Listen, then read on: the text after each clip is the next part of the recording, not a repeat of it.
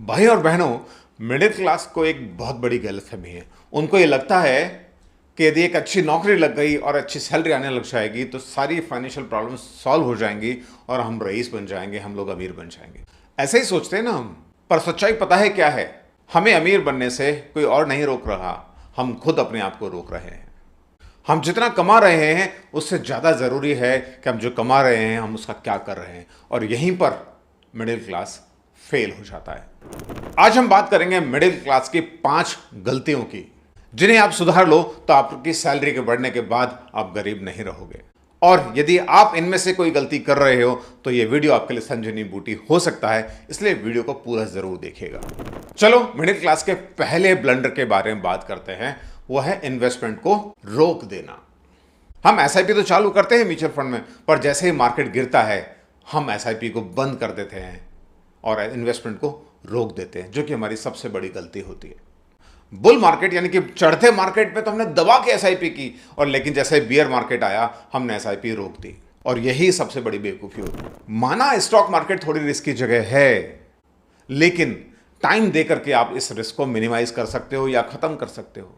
यदि आप 1 साल के लिए इन्वेस्टमेंट करते हो तो 50-50 चांस है, और यदि आप 3 साल के लिए इन्वेस्ट करते हो तो 90% चांस है, और यदि आप 5 से 10 साल के लिए इन्वेस्ट करते हो तो 100% चांस है कि आपको प्रॉफिट ही होगा, आपकी वेल्थ बढ़ेगी ही। लॉन्ग टर्म में यानी कि 10 से 15 सालों में मार्केट के अंदर पैसा बनता ही है, पैसा बढ़ता ही है। ये अब तक का पास्ट परफॉर्मेंस बताता है। 2009 से 2024 के बीच में सेंसेक्स ने 15.5% का रिटर्न दिया है। जैसे ही मार्केट गिरता है तो इन्वेस्टमेंट को रोक देने वाले लोग, एसआईपी बंद कर देने वाले लोग बेवकूफ होते हैं। और कुछ लोग तो ऐसे होते हैं कि मार्केट गिरने के बाद अपना एसआईपी, अपना इन्वेस्टमेंट निकाल लेते हैं, विड्रॉ कर लेते हैं। जब मार्केट बढ़ता है तो आपके म्यूचुअल फंड की एनएवी बढ़ती है। एनएवी मतलब नेट असेट वैल्यू। और जब मार्केट गिरता है तो म्यूचुअल फंड की एनएवी भी घटती है। ऐसा समझ लो, जब मार्केट गिरता है तो इसका मतलब यह कि चीजें सस्ती हो रही हैं। फॉर एग्जाम्पल, आप आलू खरीदने जाते हो तो जब आलू महंगा होता है तब ज्यादा खरीदते हो, या जब आलू सस्ता होता है तब ज्यादा खरीदते हो? तो ये तो सही मौका होता है इन्वेस्टेड रहने का, तो अपने एसआईपी क्यों रोक रहे हो? मैं तो ये कहता हूं ऐसे समय पे एसआईपी बढ़ा देनी चाहिए। अब कितने एसआईपी बढ़ाएं? बहुत से लोग कहते हैं स्टेप अप एसआईपी, कुछ लोग कहते हैं 10% एसआईपी। उस पर फिर कभी बात करेंगे, पर इतना तय है जब मार्केट गिर रहा हो तो आपको इन्वेस्टमेंट बढ़ा देना चाहिए।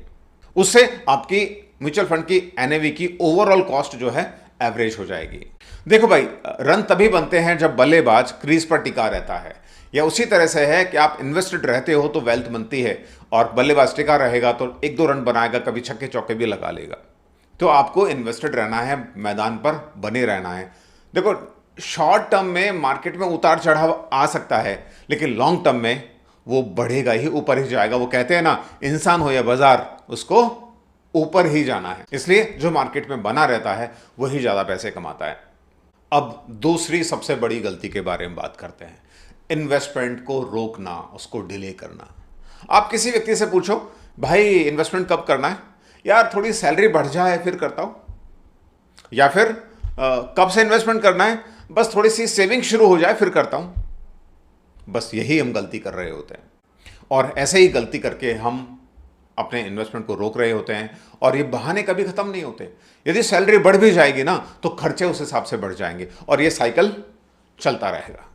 बहाने खत्म नहीं होंगे।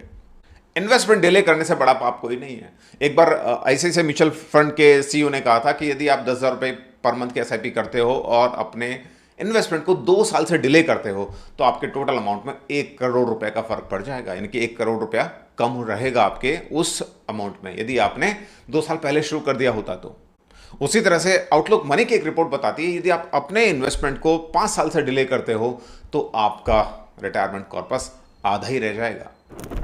इसलिए मैं कहता हूं, इन्वेस्टमेंट करने में एक क्षण की भी देरी नहीं करनी चाहिए। इस वीडियो को देखने के बाद में सबसे पहला काम आपको करना है, यदि आप इन्वेस्टमेंट नहीं कर रहे हो तो तुरंत आपको इन्वेस्टमेंट शुरू करना है। अक्सर का लोगों का माइंडसेट होता है कि जैसे सैलरी आई वो पहले अपने खर्चे निकाल देते हैं, और फिर जो पैसा बचेगा उसको मैं इन्वेस्ट कर दूंगा। लेकिन खर्चा इतना हो जाता है कि पैसा बचता ही नहीं है। उल्टा करो सर, कि पहले अपने को इन्वेस्टमेंट कर देना है, उसके बाद जो पैसा बचा उसको खर्च करना है, और जो जितना बचेगा उसके हिसाब से खर्च करना है। तो पहले इन्वेस्टमेंट को प्रायोरिटी देनी है, खर्चे को नहीं। जब बैंक को ईएमआई देनी होती तो आप सैलरी में से सबसे पहले क्या करते हो, उस ईएमआई को साइड कर देते हो। ईएमआई को वैसे भी आपने स्टैंडिंग इंस्ट्रक्शन दे के रखा होता है ताकि ईएमआई टाइम पे कट जाए, ईएमआई डिले ना हो, फाइन लग सकता है, सिविल रिपोर्ट खराब हो सकती है। उसके बाद जो पैसा बचता है उसको आप खर्च करते हो। तो फिर इन्वेस्टमेंट के लिए ऐसा क्यों नहीं कर सकते हो?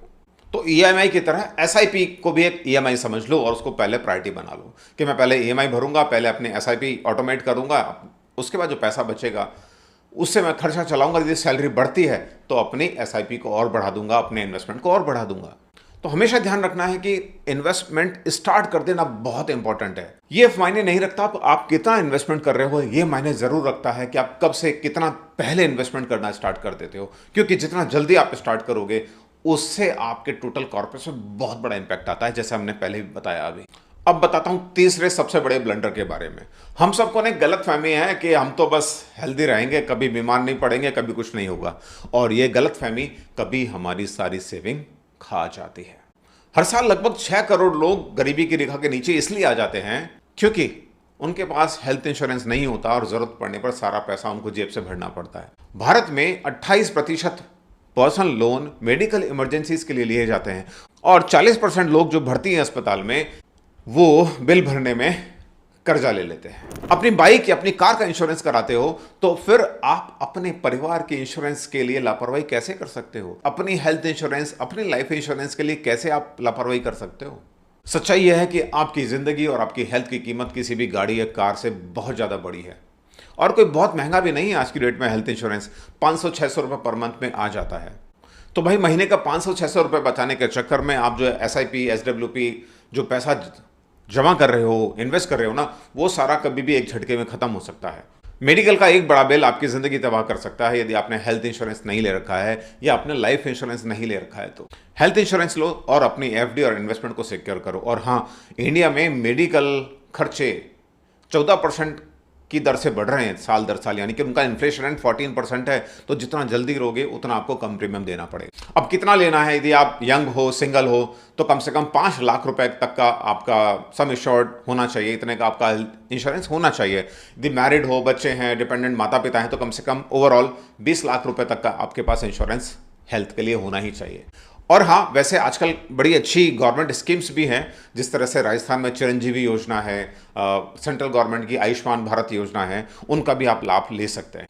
अब चौथी ब्लंडर के बारे में बात करते हैं, वो है बैड लोन। गलत चीज़ों के लिए कर्जे लेना।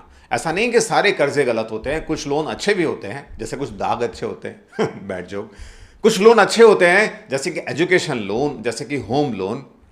एजुकेशन लोन, होम लोन एक तरह का इन्वेस्टमेंट है जो बाद में आगे चल के आपकी वेल्थ को ग्रो करने में मदद करते हैं, वेल्थ क्रिएट करने में मदद करते हैं। पर कुछ लोन खराब नहीं होते, बहुत खराब होते हैं, और उनमें से है सबसे बड़ा पर्सनल लोन, जिसके इंटरेस्ट रेट 15% से लेकर के 45% तक चली जाती है। और इस तरह के लोन लोग अय्याशी, मतलब गुड सेंस वाली, बैड वाली नहीं, जैसे कहीं वैकेशन पे जाना है, आईफोन लेना है, गैजेट्स लेने हैं। आपको पता है 70% आईफोन इंडिया में पर्सनल लोन पे लिए जाते हैं, ईएमआई पे लिए जाते हैं। मैंने आईफोन अभी लिया लास्ट ईयर। ऐसा नहीं कि मैं पहले ले नहीं सकता था, मैंने लिया क्योंकि मुझे वर्थ नहीं लगा। अभी मैं लिया क्योंकि अब मेरे लिए इन्वेस्टमेंट है। मैं जो ये वीडियो शूट कर रहा हूं ये आईफोन से कर रहा हूं और ये मैंने ईएमआई पे नहीं लिया है। एनीवेज, और कुछ लोग तो ऐसे हैं, एक लोन को खत्म करने के लिए दूसरा लोन लेते हैं। वो लोन भी खराब होते हैं जो आप डेप्रिशिएटिंग एसेट्स के लिए ले लेते हो, जैसे कार लोन। ठीक है, जरूरत है, वो सब ठीक है, लेकिन 12 लाख की गाड़ी जैसे आप शोरूम से निकल के बाहर आती है ना, वो 10 लाख रुपए की रह जाती है और हर साल दर साल वो उसका वैल्यू खत्म होता जाता है। मेरा दिमाग तो तब खराब होता है जब लोग ब्लंडर करते हैं, उससे भी बड़ा F&O ट्रेडिंग करने के लिए लोन ले लेते हैं। सेबी का डेटा बताता है कि पिछले टाइम में जितने भी ट्रेड हुए हैं रिटेल ट्रेडर्स ने, इनके 90% रिटेल ट्रेडर्स ने लॉस किया है। तो जो आपने लोन लिया सब लॉस में जा रहा है। और ये डेटा नहीं है, मैं ऐसे कुछ लोगों को पर्सनली जानता हूं जो F&O ट्रेडिंग में लाखों का लॉस कर चुके हैं। और एक व्यक्ति ने तो छोटे छोटे लोन लिए, पर कम से कम 250 लोन ले लिया F&O ट्रेडिंग करने के लिए। लोन लेने के भाई 2 सिंपल फंडे हैं। मोस्ट ऑफ द केस में आपके पास एट ए टाइम एक ही लोन चल रहा होना चाहिए। चलिए 2 मान लीजिए, और जितनी ईएमआई आप भर रहे हो वो ईएमआई आपकी सैलरी का 30% से ज्यादा नहीं होना चाहिए। चलो 35 मान लो, लेकिन इससे ज्यादा नहीं। वो सारे लोन जो कि अनसिक्योर्ड होते हैं, यानी कि बिना कुछ गिरवी रखे दिए जाते हैं, वो बहुत महंगे दिए जाते हैं। जैसे पर्सनल लोन है, क्रेडिट कार्ड लोन है, और आजकल तो ऐप से बड़े लोन मिलने लगे हैं। रोज फोन में मैसेज आएगा कि आपका ये तो 5 लाख का लोन अप्रूव हो गया। अरे भाई, मेरे को चाहिए ही नहीं, लेकिन उन्होंने काम इतना आसान बना दिया है ना कि लोग लोन ले ही लेते हैं। और अब 5वीं मिस्टेक जिसका हम सब शिकार हैं, वो है यूपीआई, यानी कि यूपीआई से पेमेंट करना। यूपीआई सिस्टम बनाया गया था पेमेंट को, ट्रांजेक्शन को आसान बनाने के लिए, लेकिन यूपीआई ने अब ऐसा कर दिया कि आप धड़ल्ले से यूपीआई कर रहे हो और आपको पता ही नहीं चलता पैसा कितना खर्च कर दिया आपने। क्योंकि जब आप कहीं जाते थे, पहले बटुए से पैसा निकालते थे, नोट हाथ से जब निकलता था ऐसा लग रहा था जैसे कलेजा निकल रहा हो, लेकिन अब खट यूपीआई से स्कैन करते हो और तुरंत पेमेंट कर देते हो। आपको पता भी नहीं चलता कि महीने में कितना पैसा हमने खर्च कर दिया है। 75% इंडियंस लोग कहते हैं कि यूपीआई आने के बाद उनके खर्चे बढ़ गए हैं, और एक रिपोर्ट भी कहती है कि मई 2025 में यूपीआई से ट्रांजैक्शन हुए थे 25 लाख करोड़ रुपए। सोचो, यदि ये ट्रांजैक्शन कैश हो रही होती तो क्या इतनी हो पाती? ठीक है, यूपीआई का एक बेनिफिट और है कि सारा पैसा उस सिस्टम में आता है, यानी कि बैंकिंग सिस्टम में पैसा आता है, नहीं तो कैश ऊपर के ऊपर चलता रहता है। वो एक अलग डिबेट का सवाल हो सकता है, लेकिन खर्चा तो बढ़ रहा है ना। जब 1000, 2000, 3000 रुपए जब आप खर्च करते हो नोट निकाल के, तो आपको सोचते हो 1000, 2000, 3000 आप बड़ी आसानी से यूपीआई पे खर्च कर देते हो, स्कैन करते हो, फिर एक आवाज आती है कि पेटीएम पर 3000 रुपए प्राप्त हुए, धन्यवाद कुछ ऐसी। लेकिन अब आपको पैसे का हिसाब नहीं रहता, क्योंकि आप ऑनलाइन कर रहे हो।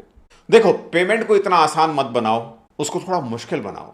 एटॉमिक हैबिट्स एक बुक है, उसमें ये कहा गया है कि किसी आदत को आसान बनाना है तो उसके सिस्टम को आसान बना दो, आदत आसान हो जाएगी। और किसी आदत को छोड़ना है तो उस सिस्टम को डिफिकल्ट बना दो, वो आदत छूट जाएगी। तो यूपीआई सिस्टम बड़ा आसान हो गया तो हम बहुत खर्चा करने लगे। अब हम उसको तोड़ना चाहते हैं तो इस प्रोसेस को डिफिकल्ट बना दो। डेबिट कार्ड से पेमेंट करो, क्रेडिट कार्ड से पेमेंट करो, तो थोड़ा सा डिले होगा, थोड़ा कम्बरसम लगेगा, तो हमारा खर्चा भी कम होगा। एक बात और, वेबसाइट्स पर अपने क्रेडिट कार्ड की डिटेल सेव मत करो, इससे सेफ्टी भी रहेगी। और जब आप बार बार इंफॉर्मेशन ऐड करोगे ना, तो आपको वो प्रोसेस डिफिकल्ट लगेगा, तो हो सकता है वो चीज़ आप ना खरीदो।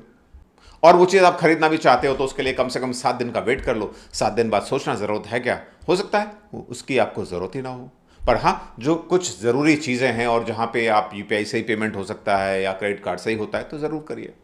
हमारे पेरेंट्स हमसे कम कमाने के बावजूद भी खर्चे को मैनेज करने में हमसे ज़्यादा स्मार्ट। क्यों? क्योंकि उस समय यूपीआई नाम की मुसीबत नहीं थी। तो मित्रों, इस वीडियो में आपको बहुत कुछ सीखने को मिला होगा, और आप कौन सी गलती कर रहे हैं 1 से लेकर 5 तक, वो कमेंट में लिख के ज़रूर बताइएगा। ऐसा नहीं है कि हमको कुछ छुपाना है या कुछ शो ऑफ करना है, लेकिन सबसे बड़ी चीज़ पता है क्या होती है? यदि हम जिस दिन अपनी गलती को मान लेते हैं ना, उस दिन से वो गलतियां होनी बंद हो जाती हैं। तो कमेंट करके जरूर बताइएगा, और ये वीडियो कैसा लगा यही बताइएगा। मिलते हैं अगले वीडियो में, लेकिन आप इस वीडियो को लाइक करिएगा, चैनल को सब्सक्राइब करिएगा और जुड़े रहिएगा ऐसे ही इन्वेस्टमेंट इनसाइट्स के लिए, ऐसी ही अच्छी जानकारी के लिए। और आप मुझे इंस्टाग्राम पर भी फॉलो कर सकते हैं @wealthwithddeepak के नाम से। मिलते हैं अगले वीडियो में, तब तक सुरक्षित रहें, निवेशित रहें। जय हिंद, जय भारत।